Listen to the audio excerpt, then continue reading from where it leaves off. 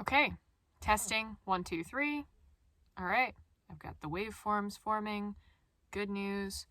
All right, and I've got this camera running. Okay, so trying something a little new today. I'm gonna try to video this and see how it goes. Basically, I'm gonna try to not cut out anything embarrassing, but only cut out the boring stuff.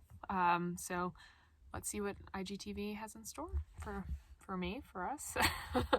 I'm wearing this super rad t-shirt. I'm wearing this super rad sweatshirt that my friend sent to me. Thanks, Noam. It says, "Death is coming, eat trash, be free." I feel like that sounds about right. All right. And of course, some of this video is going to have extra special content that will not be in the final recording, because that I do take out all the embarrassing and ridiculous extras. So, all right. Let's just kick this off.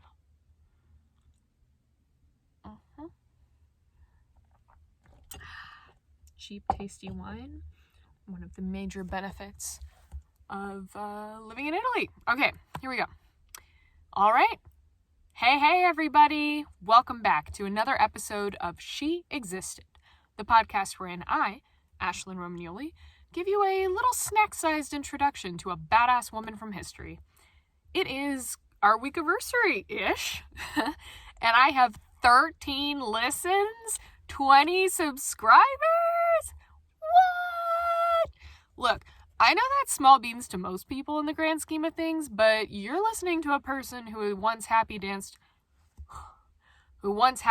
around her apartment because her short story was rejected by a publisher, but she was informed that it was in the B pile, not the C pile. It's the little things, you know? Anyway, so today I'm gonna... God, what is with my hair here? Ugh. This is why I don't like to watch myself. I never see myself anymore. Ugh. All right, well, whatever. Moving on. So today I'm going to kick off something new, a little mini-series. Basically, I got down a rabbit hole last weekend learning about literary salons and just found out about so many super fascinating women that I knew I had to do an episode. I considered doing one episode that touched on several women, but there were way too many interesting side notes and cultural nuances and historical legacy tidbits, so I decided that I would categorize the salons by culture and do maybe 3... See, this is why we don't do this live. I decided I would categorize the salons by culture and do maybe 3, maybe 4 in this series. I promise they're all very distinctive stories, so it won't feel repetitive. Well, I guess I can't make a promise about how you'll feel about it, but rest assured that I'm going to do my best to try to keep things tight and fresh around here. Okay. So usually, just so you understand what I'm doing, usually I try to keep the waveform as the kind of front thing that I look at so that I can put in little markers where I fuck up so that I can more easily take them out when I'm editing. Just a little tip I learned from my husband, who is a voice actor. Okay. Boom. See? Like that. The reason, by the way, that I was looking up salons is that I'm trying to host a little salon of my own, in a way, this coming Saturday. So I guess tomorrow, if I get my shit together and record and publish on Fridays planned, on Clubhouse. Yes, that newfangled social media thing. I'm inviting a few... Boom, see, like that. I'm inviting a few... I lost my place. Okay. I'm inviting a few beloved friends to hang out and just chit-chat, I guess, on Saturday at 1 p.m. PST, 2 p.m. CST, 4 p.m. EST, which is 10 p.m. my time in Rome. So I'm guessing I will probably have had a couple more than anyone else at that point, so at least it shouldn't be boring. The goal is a low-pressure hangout in an environment that's a little more like a coffee shop or low-key party.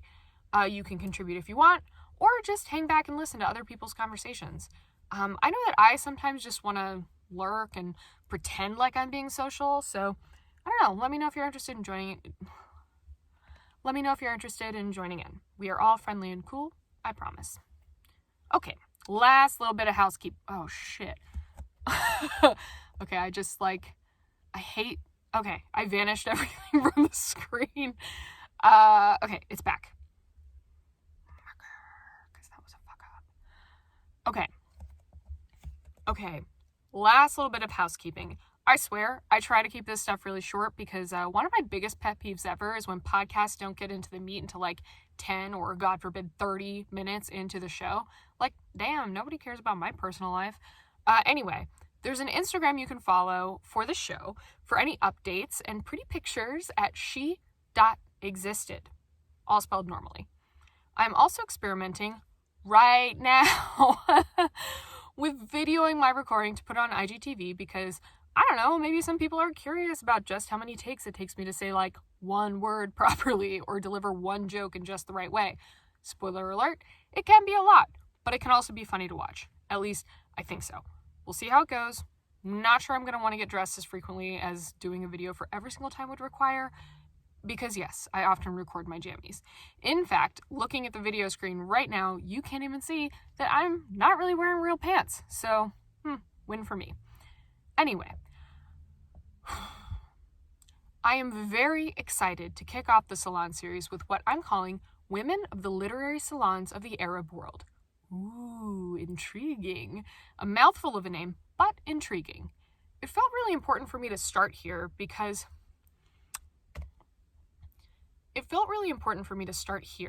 the history of Arab peoples is a fairly opaque area for me.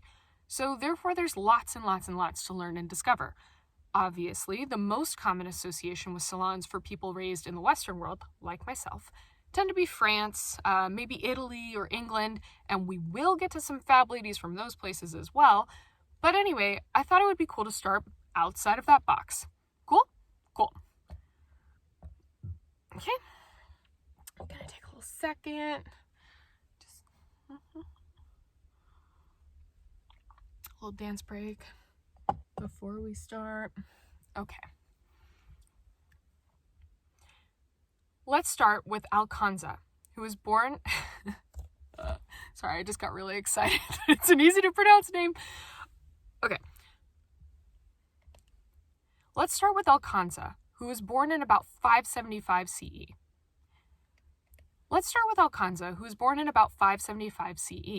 Her real name was Tumadir bint Amir ibn al-Harith ibn al-Sharid al-Sulamiya. So I think you can see why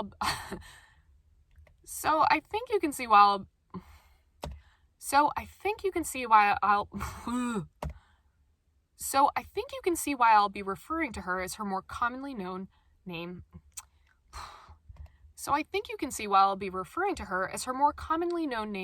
Alcanza, which, if I remember correctly, means gazelle. Lovely. In her day, she wrote some of the finest and most respected elegies performed in public oral competitions, which led to her consideration as the finest author of Arabic elegies of all time. Of all time. The finest author of Arabic elegies of all time. She wrote elegies for her two brothers that supposedly...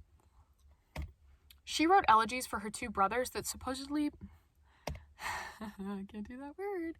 She wrote elegies for her two brothers that supposedly made the Prophet Muhammad weep, and it is said that she was his favorite poet. Apparently, at one point, a dude poet said to her, "You are the greatest poet among those with breasts." And she clapped back with, "I'm the greatest poet among those with testicles, too. I'm the greatest poet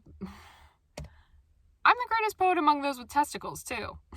So we're off to a pretty badass start.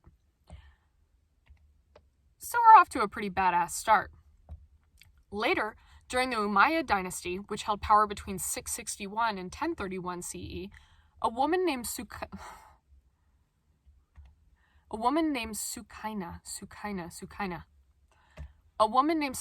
bint al-Hussein began hosting soirees in her own began hosting soirees in her home around 734, so nearly 200 years after Alcanza and nearly 1,000 years before the famous 17th century European salons.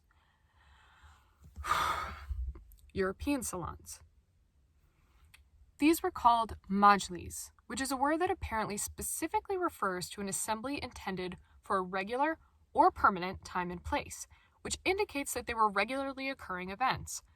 I had trouble getting too much detail on them beyond just that they existed. In fact, the wiki article for her name diverts to what appears to be an incorrect page because it goes to, because it ends up at the page of a young girl who died at the age of 4, which, really sad, but not her. And so, but not her. But even without too much detail, it's very interesting and an important moment to pave the way for the next 2 women I'm going to talk about.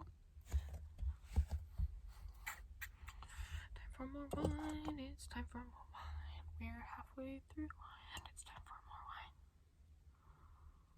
wine. Okie doke.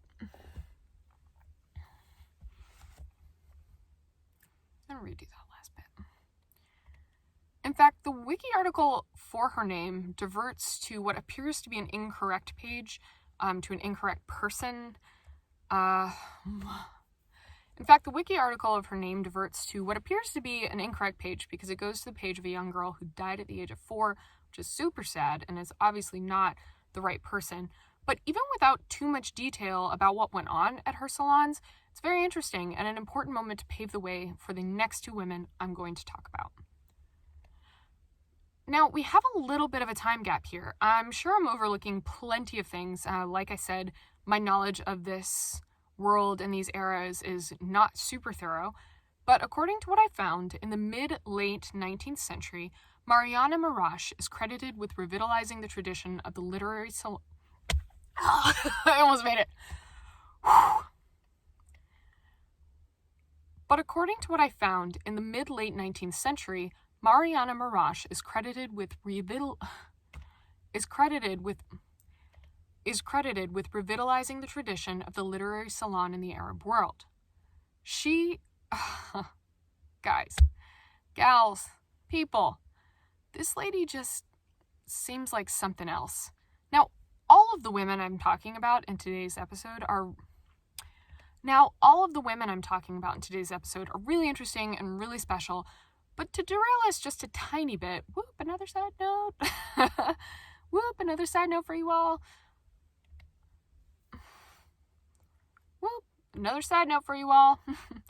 I've just observed that in Western society, there is a lot of ignorance to combat about Arab culture and Islam in general. I'm not the person to do that, really, I'm not really the person to do that for reasons stated earlier about my own overwhelming ignorance of all of it. And the purpose of this podcast is discovery and exploration, not to lambast people like myself and probably most of my listeners who've been born into a culture that criminally devalues and disdains the other. But that's a long sentence, guys. Okay, what am I trying to say?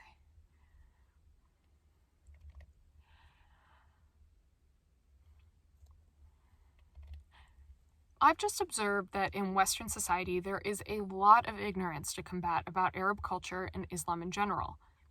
I'm not really the person to do that for reasons stated earlier about my overwhelming ignorance of it all in general.